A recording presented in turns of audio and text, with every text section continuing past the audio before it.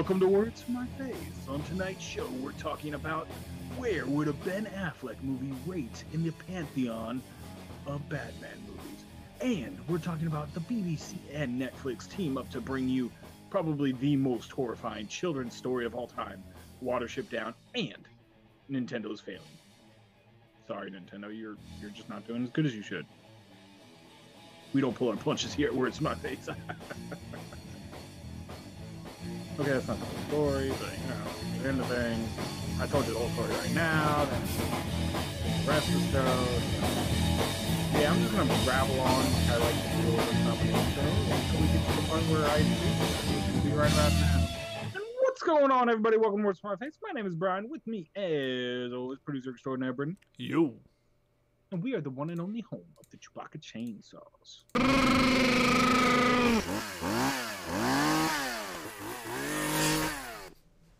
So it is Monday night. It is entertainment night, and we are broadcasting live, at least right now, live from the Washington D.C. area where we just had a hailstorm.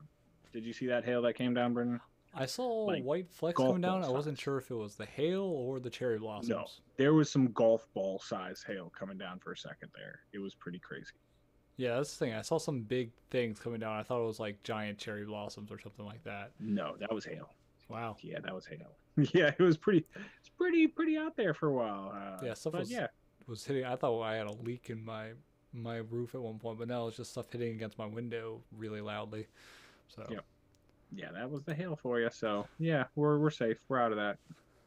Chewbacca actually literally went outside and roared, and his hot breath heated up all the hail, and so it kept coming down as rain. Now we're in a flood warning, so thanks, Chewie. Well, it'll do maybe less damage. Floods or hail? I'd stick with the hail. Floods hurt you from the bottom. Hail hurt you from above. I don't know. Take your pick. Yeah, let's just keep on rolling. Let's jump right into things. It is Monday night. It is our entertainment night. So let's start it off with some movie news. Movies. So, word is that Ben Affleck is going to have his own solo Batman movie, and that is being pushed forward a little bit faster than originally anticipated due to the success, I guess, of his character in Batman vs. Superman. I'm actually thinking maybe more due to its failure. But apparently Ben Affleck was not a bad part of Batman vs. Superman. I don't know. You guys can let us know what you think. Was Ben Affleck a good Superman? Yes or no down in the comments. But apparently, since the success of him as that character has gone so well, they're pushing it up. They're going to be moving it up. I believe it was originally slated for like 2018, 2019. We might be seeing it come out like early 2018 or maybe late 2017 now. So that's interesting. But the other interesting thing is that he is actually going to write and direct this movie himself. Which is pretty surprising. And star in it, which actually you say that, but it's really not too surprising for me. And I got to thinking, if Ben Affleck did this, where would I imagine it to land in the pantheon of Batman films? If we're going to rank them, where would this fall on the list? So let's jump right into things. And Ben Affleck, you might not know, he has done several movies where he's written and directed it. Two of them, very, very good. The Town, excellent movie. He wrote and directed and also played a major part in it. And then also another movie which actually starred his little brother, Casey Affleck, which was called Gone, Baby Gone, which was actually a really good movie too. I really enjoyed it. So he did those two. He wrote and directed both of those. Two very solid movies. Now, there's other movies. Did he have a hand in writing any of the early Matt Damon movies that he was in as well? Was that just Matt Damon? Well, other ones that he's written. Now, he did famously co-write Good Will Hunting with Matt Damon. And so that is one that he won an Academy Award for doing that. So yeah, Good Will Hunting is one that he wrote. He also, and then The Town and Gone Baby Gone, those were some of the other ones that I had him write. And then another movie that he directed, which was spectacular, was Argo. So he does have a track record of making good movies that he has written and directed in. So, and I want to say that his acting performances tend to be better in the movies that he directs for himself, which, I guess could make a little bit of sense, but yeah, I guess most directors don't know how to get good Ben Affleck. They just get Daredevil at Ben Affleck. So it's, yeah, not always the best thing. So I thought, hey, wouldn't it be fun if we had a discussion to see where this might rate? Now, let's start with the worst Batman movie. Batman versus Robin. Not Batman versus Robin, but Batman and Robin. I think everybody. Worse than Batman v Superman? Well, I'm not really counting that in there because that's not really a Batman solo film. All right. These are just Batman solo films. I'm not going through films that Batman has appeared in, which Batman vs Superman might be the only one on that list. But just of the Batman solo films, Batman and Robin. Now, I actually like George Clooney as Batman. I thought he played a good version of Batman, but the storyline was horrible. The villains were absolute hot garbage. Yeah, it just not a lot really went well for that story. The style of the story just made Gotham into, instead of like a gothic metropolis, made it into like a neon green metropolis, which didn't really make much sense. Yeah, they were going for a overly cartoony feel in slightly a funny way, but not. Oh, I guess it's overly cartoony without going far enough the way the Adam West Batman went. Yeah, it was overly cartoony in a way that just didn't work. You could see that they were kind of going for a certain style. It just never quite fit. And the acting wasn't good. Alicia Silverstone was not good as Batgirl. The story, like I said, was the weakest of all the Batman stories. Arnold Schwarzenegger as Mr. Freeze was absolutely horrendous. And Uma Thurman played an all right Poison Ivy. Bane was not actually a very good Bane. I mean, it colored our image of Bane for a long time. But I think it actually, I think, shocked people when they saw the later Bane, and they're like, "What? Isn't he supposed to be just an Bane idiot? Can talk?" Yeah, most people don't realize. I believe Bane is a scientist. He creates the Venoms. Well, he might not create it.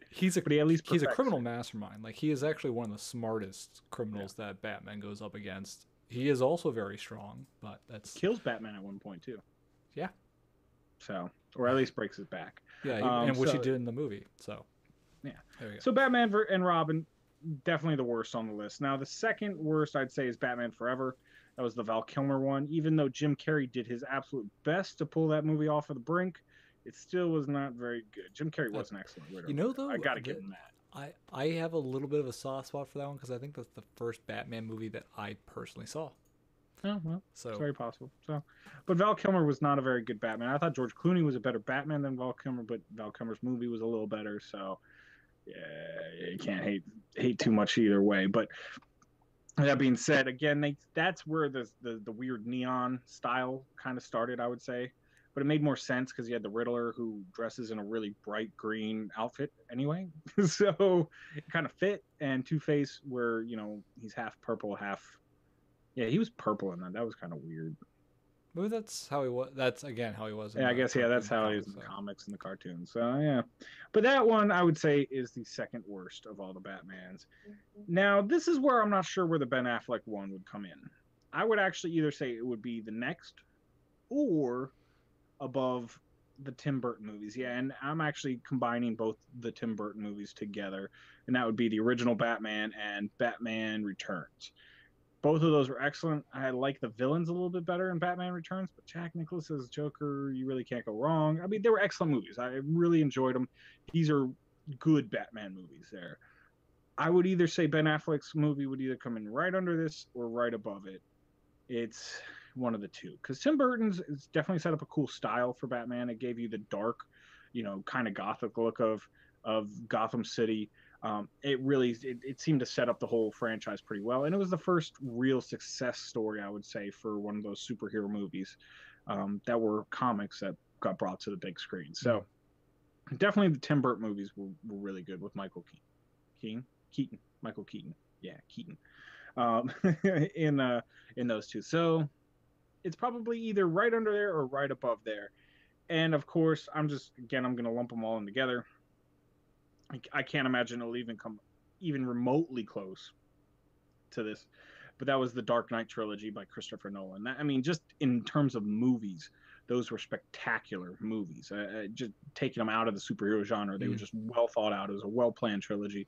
So Ben Affleck, though, I think he can do a good job. He seems like the movies he has written, The Town, Gone Baby Gone, and Good Will Hunting, all of them had excellent dialogue. excellent character development, and good plot devices to move the story forward. And if you can get those in a suspense movie and a thriller movie, or I don't know, what would you call Good Will Hunting? Just a drama, I guess. Yeah. You should be able to put some of those same things in towards making a Batman movie, and maybe not make it as dark if you didn't want to, or make it even darker. Who knows? If you're taking the same Batman character from Batman vs Superman, which is what they are doing, I'd say they're probably going pretty dark with it, because that was Batman on the on the way for revenge is an interesting thing. So yeah, I think you bring up a few good points, but you see, I kind of wonder how well his style is going to transition to an action superhero movie that not only just that, but also as part of a giant cinematic universe that they've been doing, which has been the kind of a new style that apparently a lot of people are struggling to figure out. Shared universes are getting big.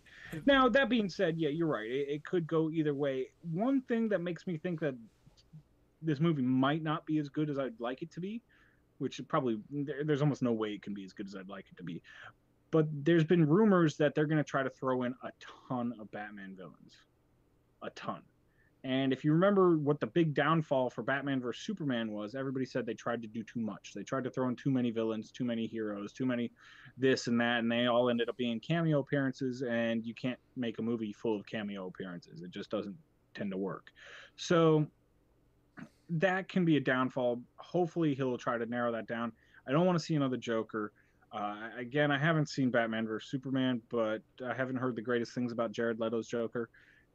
And it'd be nice to explore some of the other villains that are out there. Ra's al Ghul was excellently fleshed out in the Christopher Nolan series, as well as Joker. I mean, really, that's why I don't want to see another Joker. Heath Ledger broke the mold for Jokers, and it's going to be another couple decades before I think we're ready to see another Joker. We're going to see another Joker anyway, though, with Suicide Squad. Well, yeah. Well, and you saw it in Batman. Oh, yeah, never mind. Not Batman or Superman Joker. Jared Leto was in you're right, Suicide Squad.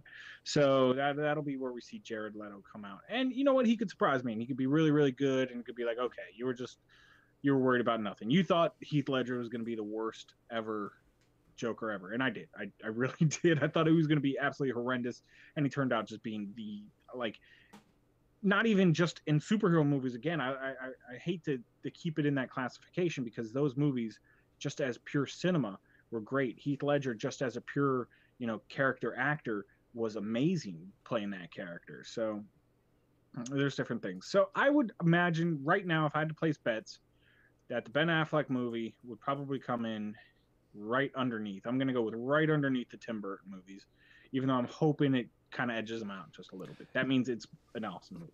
So I don't know, Brendan, what would you say? Where would you rank it? No, I'm a little bit more skeptical right now.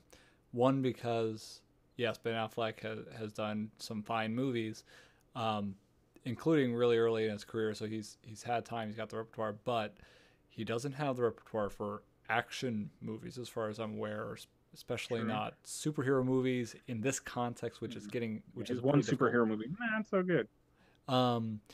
But also because I'm a little skeptical of what they're going to do, or what the impact of the overall franchise is going to be, whether they still have Zack Snyder at the helm of it, and I think he was just the Justice League stuff.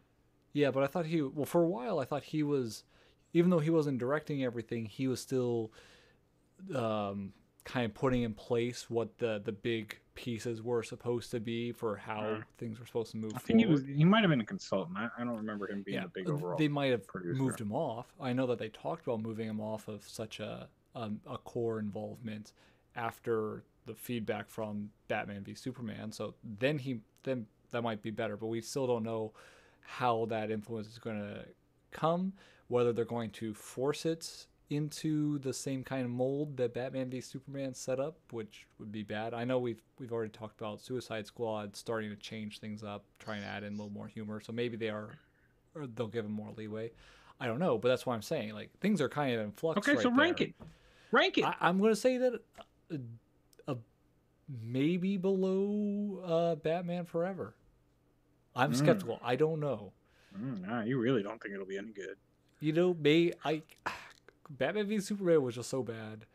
Everything else is going so weirdly. Now I hope for a good one, and I think it's possible to deliver a good one. I mean, he could knock it out of the park. I'm just skeptical at this point because of everything else that's going on. And there's also a movie we didn't rank here, which I think it might still be below. No, I'm not ranking the Adam West Batman movie. Because it's like the best of them? Okay. No, it's not going in there. I thought about it and I was like, no, I will not include this in there. It's you almost a cartoon. Batman and Robin. It's more of a cartoon than anything else. So. Yeah, but it did it better than Batman and Robin. Like, it was a better movie than Batman and Robin.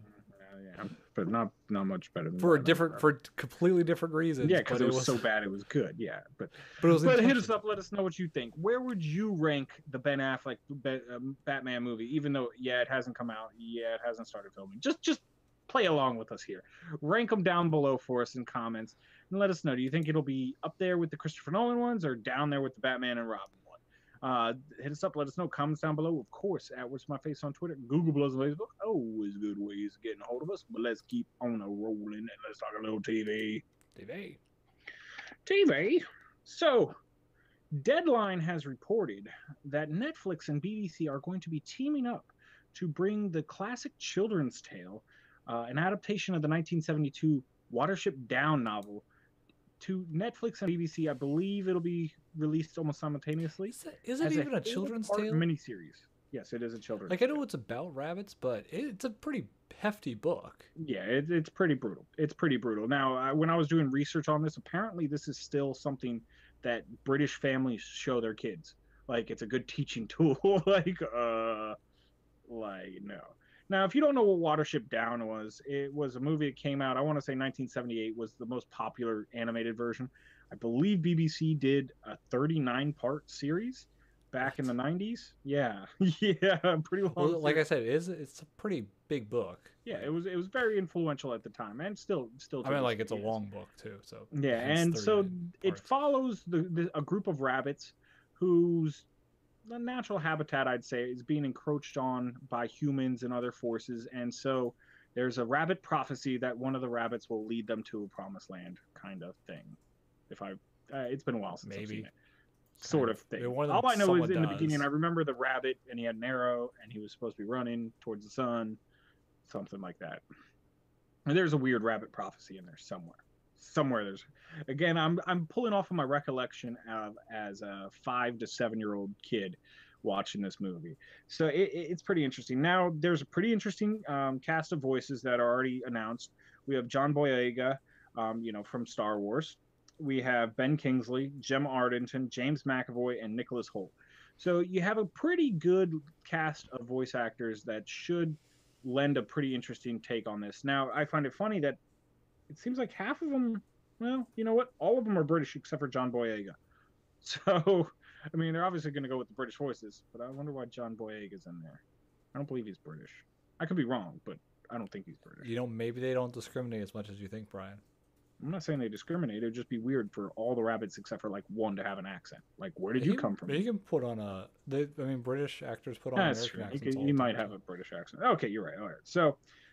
So they're making this into a 4-part miniseries, and I will watch it. I'm actually excited to watch it whenever it hits Netflix. I don't think there's a release date as of yet, but it is an interesting thing. I just wanted to talk about how this is such a non-kids story. I don't know why I kept reading everything I read. Oh, it's a children's tale. It's a children's tale. No. If you are a parent, do not show your kids this movie. Thank you, Mom and Dad, for letting me watch it because, now I can talk about it nowadays. I think this is really the reason why we all enjoy these darker movies now. It's because we started with that. Remember as a kid, watching this dark movie? Yeah, this is how it used to go. So I used to go to kindergarten, and I believe we only had half days. And I believe I was in school from like 12 to 3. So I had a lot of time, and then there's the summers and everything.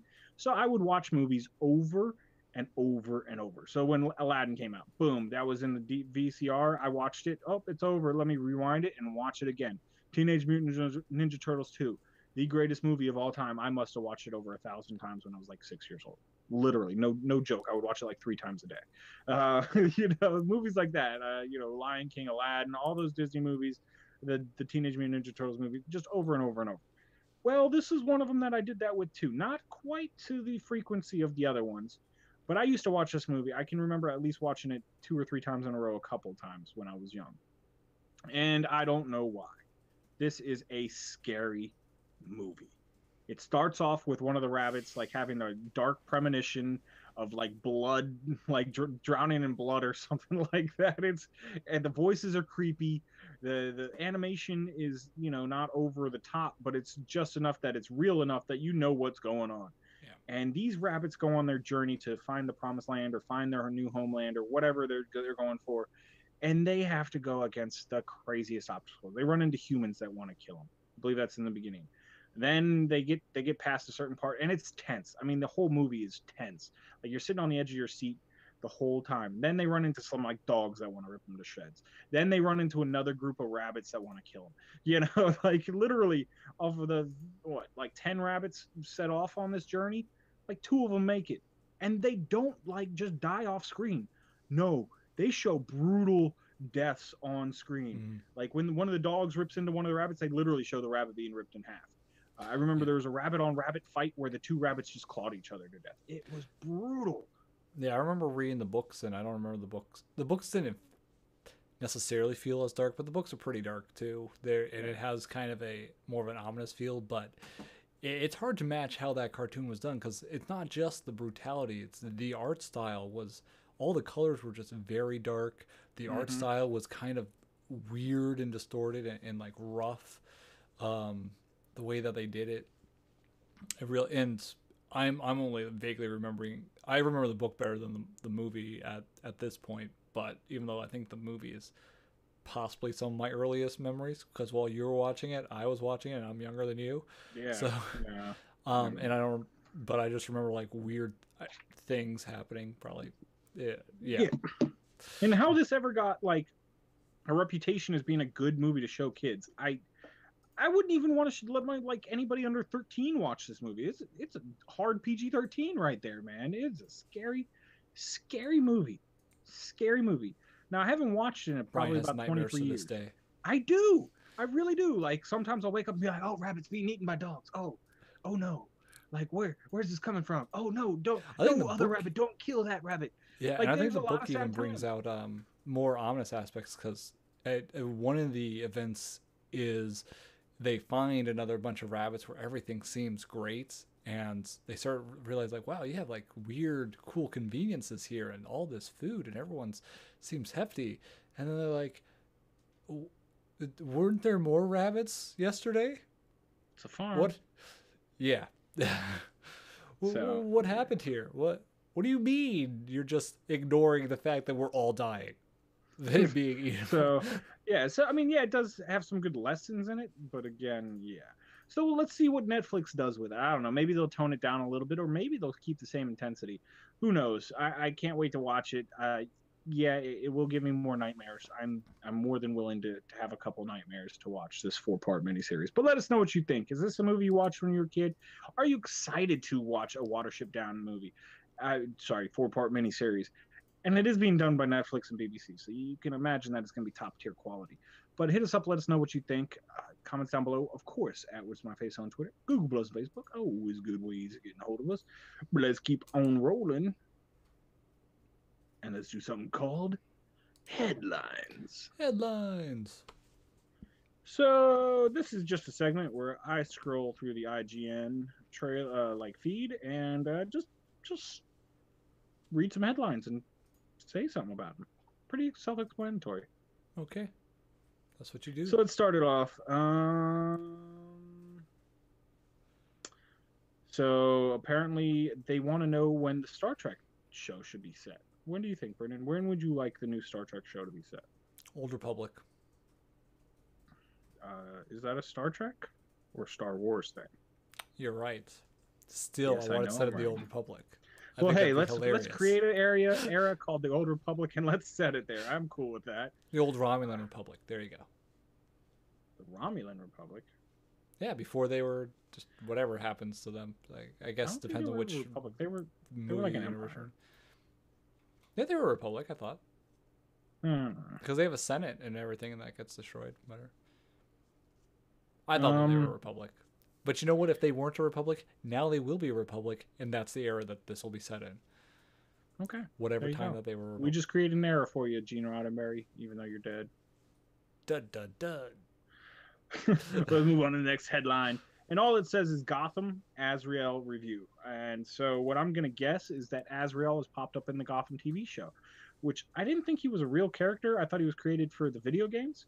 But if he is a real character, all right, cool. He was a pretty cool character in the video games. Very ominous. Was kind of brainwashed. So I wonder if they're going to go with the same angle with that. So that's kind of interesting. Then let's keep on going through our headlines. Apparently there's a movie called Bad Moms, and they're getting a Red Band trailer. That, okay. Yeah, I don't know if we need that. Like, why do we have like bad grandpa, bad Santa, bad teacher? Do we really need bad everything? Apparently. I guess those movies do well. Yeah. I guess people are like, oh, someone's going to be acting like they shouldn't be. Let's go watch that. Bad friend. Bad movie. Yeah. Bad friend. The guy who takes you to the movie. So, yeah. But let's move on to the next headline. And Carl Urban says that a Dredd TV series could happen. And if you don't know, they kind of rebooted the Dredd series with Carl Urban. Not a lot of people liked it, but I liked the movie. I thought it was really cool. It was stylistic. It was that post-apocalyptic future where everybody's kind of just crowded over top of each other's, and they had these buildings, these pretty much project buildings that were pretty much cities. Like I want to say that they had 25 to 40,000 people living in each one of these buildings, and there were hundreds of stories up, and it was pretty cool. And I could see that being a cool environment to set a TV show in. Had you seen the originals though? The original movie from the 80s? A long time ago, though, with Stallone. I kind of wonder if a lot of people, they were just colored by it wasn't what they want or whatever their comparison. They liked the old better or something like that. But if you didn't have that comparison, maybe it didn't matter as much. It was still a fine movie. Whatever. Yeah, I mean it was pretty good, the original one, if I remember correctly. But I thought the new one was pretty good too, and so there's been a lot of talk about that. Possibly, last I heard was they were going to try to make it. They made a web series, a Dredd web series. The same guys who did like the Power Rangers Unauthorized, I believe, did the Dredd web series. So it'll be interesting. That Ari Shakkar, I want to say his name is the producer of all that. So I mean, I could definitely see that turning into a TV show because it's essentially a crime. Yeah, you can make a crime TV show, serial, whatever. Like there's a million of those. It's Law and Order on steroids. Whatever. So. Well, let's move on to our last headline. And I had one, but it would kind of ruin what I was just going to talk about and what we were going to talk about for video games. But apparently, we've just gotten our first trailer for another Call of Duty game, and it's Call of Duty Infinite, and apparently a lot of people really like the trailer. Infinite Warfare. What did I say? You said Infinite. I'm just saying Infinite Warfare. Infinite Warfare. You're 100% right. But this will be an Infinity War game, and we haven't seen an Infinity War game with Call of Duty for the past 3 years. So they've had a good amount of time to develop this game. These are the guys who started the whole franchise, so hopefully we're going to get a really, really solid Call of Duty game that'll make me want to go out and buy it. I just haven't wanted to go out and buy it recently, so that's a game I used to buy every year. I don't have high hopes, to be honest. I don't think it'll have zombies in it, and that kind of upsets me. I think all Call of Duty's games should have zombies in it from now on. Now, is this going to be the follow-up to the Advanced Warfare? I want to say that was a different studio too. So a fourth studio now? No, this is the third. There's 3 studios doing it. Yeah, so they're still going to release it once a year, but they're going to give them. Infinity Ward is the first, Treyarch is the second, and I don't remember who the third was. But I believe the Advanced Warfare was by that studio. So we'll see. And that was, a lot of people said that was the worst of them all. So there you go. Still sold millions and millions of copies. But that was headlines for the night. Yeah. No sound effects. We're just going to keep going. And let's move on to our last topic of the night, and let's talk about video games. Video games. So Nintendo just recently had its, what is it? Financial report. Financial report? It essentially covered everything, like how they did for the last year, but also, because they're telling their stockholders why they should be confident in them, they start putting out some more solid figures that they kind of have to meet for the next year. So we did get some big news out of this financial report. We do know that the NX will not appear this year like some people thought it would. Mm-hmm. It will only appear in 2017. Yeah, and that's a big one. Because that is a big one. That's a solid date for it that we didn't know before. And then we also heard some bad news saying for Zelda U. All right, that's what they're still going with, right? Zelda U? Yeah, Zelda for Wii U, something like that. Yeah. We found out that it will release both on NX and Wii U at the same time, but it, again, will not come out until next year, 2017. Then there was one little other bit of information we got, and Brendan, you can go ahead and tell them about the actual finances. Well, the other information we got was that E3 is going to just have Zelda for the Wii U, which is not coming out this year, and they're only showing the Wii U version for the game that they're splitting with the next system, which kind of seems a lot. Which they still haven't shown off the NX at all, so. Yeah. But the financial stuff that they came up with, well, they did turn a profit this year. It was a 60% drop in profit, net profit, it sounded like, from the previous year, though. So not doing great there. There was a lot of hardware sales dipped for the Wii U. Software sales had dipped. 3DS dipped in everything. Which is the first time I would imagine in a long time that their handheld division has not done as well. Yeah, I mean, their handheld division apparently met their revised Q3 goals when they put it down, but it didn't do as well as originally hoped for, and it is less than the previous year when they released a bunch of Pokemon games, and this year I guess they didn't release big enough ones. But it's also getting old. I mean, the 3DS has been out for a little bit. They did but the Game Boy was around for like 15, 20 years before they really even started doing like the Game Boy Color and stuff like that. Well, maybe not 15 years. It was 10, like 10, 15 years, somewhere in there. It was within 10 years, but it was around for a while. I mean, that did last. It was around for a good long time. And then there's one other piece of information that came out of the financial report was that they were not going to sell the NX for a loss. And now if you were like, well, why would they ever sell anything for a loss? Well, that's what a lot of these game system makers do.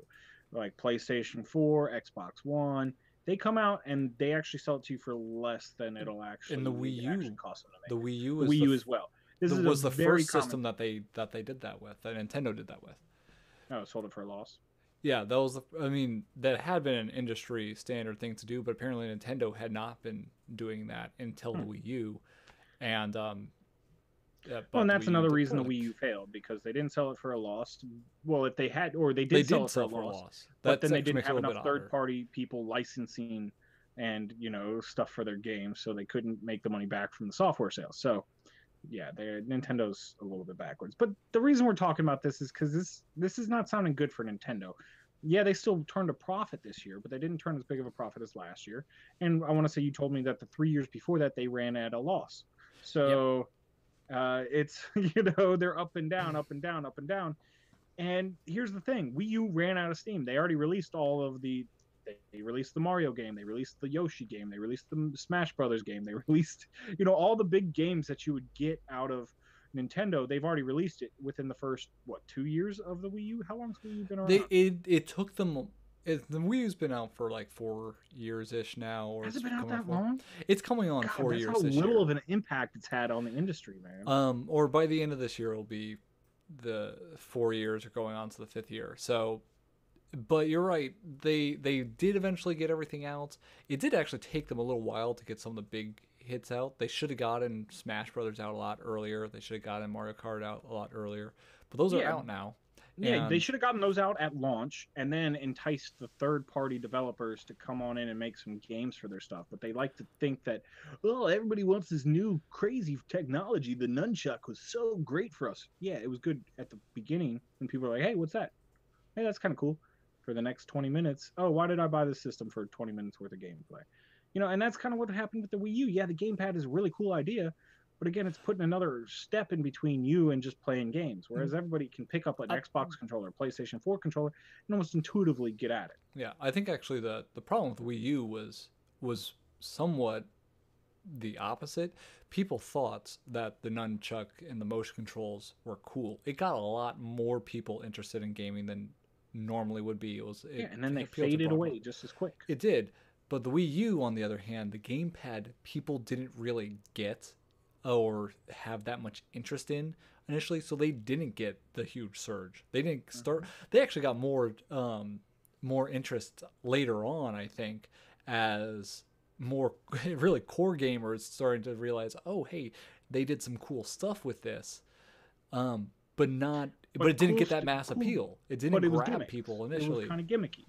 You know, yeah, it changed the way you could play some games, but number one, the graphics weren't as good as other games, and yeah, graphics aren't quite like Super Nintendo days was like, oh, 16-bit graphics, and then PlayStation, oh, look at these graphics, and then PlayStation 2, oh, they're even better, but then by PlayStation 3, from PlayStation 3 to PlayStation 4, yeah, it's a jump up, but it's not like, oh, these graphics make the game, because they don't anymore. So yeah.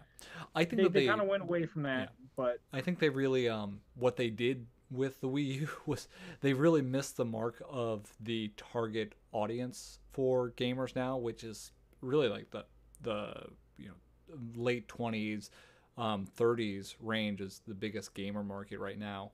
Because they have disposable income. Yeah, and I think what they hit were little kids because their parents were going to still felt that it was safe, and actually some of the older like retro gamers, all the retro gamers that I've talked to, that's the system that they're the most interested in and have is the Wii U. But that's a smaller market. That's a lot smaller. And retro gamers, yes, they probably spend some money, but they're not going to spend as much money on a new system as they would to go finish their collection or get that game that they love. Yeah, their money is split between a lot of systems. Their money's going somewhere else anyway. So that's why the main market is not that market. Yeah. So but Nintendo, it's a death knell for Nintendo. Yeah. I don't know. Well, I don't think it's a death knell for them, but it does show that there are several other things that came out of this report that showed that they're giving up on the Wii U. Like they're showing projections of even lower. They already have a new system coming out next year. Yeah. So.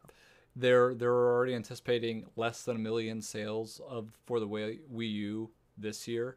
And the fact that they're only showing Zelda, which is going to be both on the Wii U and the NX at E3, that shows they don't really care. They haven't announced any other games. So they're done with their blockbuster games. And they're obviously not confident enough in the Wii U to give it an exclusive Zelda game. It's not going to have an exclusive Zelda game. It's going to be that's the first time a Nintendo system has ever done that, right? Yeah. I mean, it's going to have plenty of Zelda games that were out on other systems and at various points, but it's not going to have its own. It looks like it's probably going to go down as the least sold Nintendo system ever. It's not going to hit the GameCube sales even, which it's not the worst in the world. It's still like the 22nd best selling ever, but behind a whole bunch of systems. Yeah. Yeah, and clearly they don't have that much confidence. I guess they're really banking on the NX. But the weird thing there is that they're waiting till March for it, because I thought if they were this unconfident, they were going to try and push the NX earlier for holiday season. Yeah, the fact that they're waiting till March is a little puzzling to me. I would think that they would have done that because they saw, hey, we had a bit of a push the last holiday season. Maybe we can release something good. But the only thing I would say there is maybe Star Fox changed their mind. Because they just recently announced this, and this is right after Star Fox came out with mediocre reviews and sales. Yeah. Well, I mean, really, I got the plan for Nintendo. And Nintendo, you can go ahead and send the consulting fee check to Words My Face. I don't know if that's a real address, but go ahead and send it there. And Nintendo still has money. They so go ahead and pay me this consulting fee for this sage advice I'm going to give you. Don't do any more systems. Stick with your handhelds. Keep those going. Turn yourself into like Sega did and start developing Mario games for the PlayStation 4 or the Xbox One. And give us Smash Brothers there. Remember, that way you can make buttloads of money doing the same thing you always do, and you don't have to worry about the whole console dragging you down. Well, remember though, the main rumor, the main idea behind the NX is supposed to be that it is going to be both the handheld and the console. Handheld. So, but again, that's what the gamepad was. That's, and they've tried that, and just because you try it a little different way. Other people have been predicting that Nintendo might end up being the last console maker because all the other consoles seem to be going the way of just turning into PCs more and more, and Sony. Well, that's why you can switch out your hard drive with the PlayStation and Xbox, and you can do this and that. It looks like there's going to be also modular.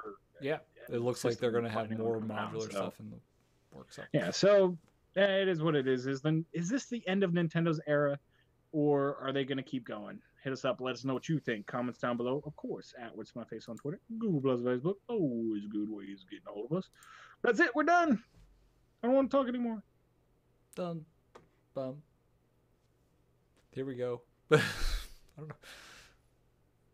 I said I didn't want to talk anymore. Now all right, so this has been Words From My Face with your host, Brian the Face.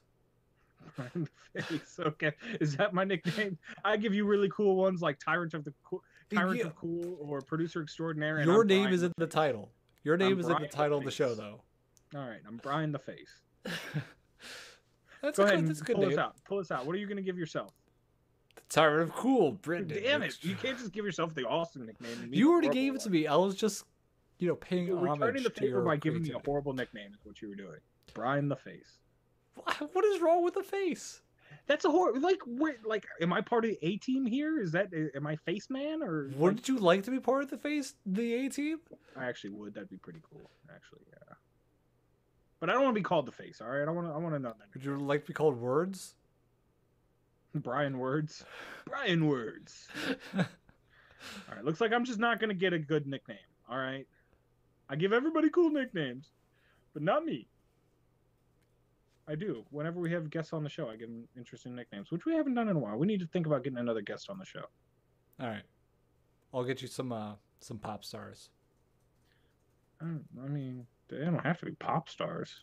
All right. Make sure at least that they're Korean pop stars. Those are the coolest pop stars in the world. I can get you some Asian pop stars, or people that wish they were Asians. They must be Korean.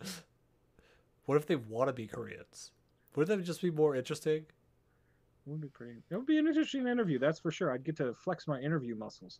But yeah, so I will take us out for real this time. But as always, I am Brian. With me, as always, producer extraordinaire, the Tyrant of Cool, Brendan. Yo. Yeah, and he lowered his voice for that one too. And we are going to headbang our way out of this joint.